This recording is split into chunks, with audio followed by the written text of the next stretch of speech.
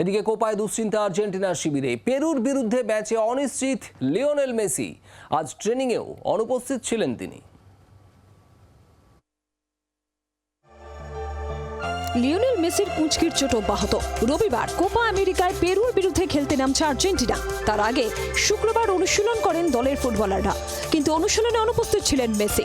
দলের অনুশীলনের সময় হোটেলে ছিলেন তিনি। চিলির বিরুদ্ধে শেষ ম্যাচে মাঠে ডান দিকের কুঁচকিতে টান ধরেছিল মেসির, যদিও 90 মিনিট খেলেছিলেন তিনি।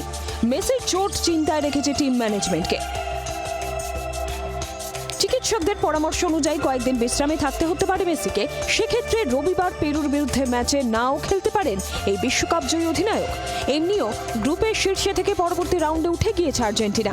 সেক্ষেত্রে পেরুর বিরুদ্ধে নিয়ম রক্ষার ম্যাচে মেসিকে বিশ্রাম দেওয়া যেতে পারে, যাতে নকআউট পর্যায়ের সব ম্যাচ খেলতে পারেন তিনি। ব্যুরো রিপোর্ট, জি 24 ঘন্টা। কলকাতা ফুটবলের কুর্সি কার দখলে?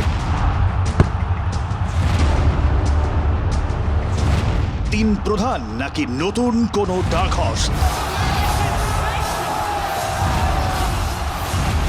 3 মাসের জমজমাট ফুটবল যুদ্ধ। বাঙালির ফুটবল আবেগ।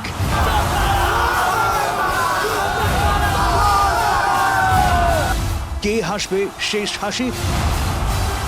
চোখ রাখুন জি 24 ঘন্টায় 25শে জুন থেকে।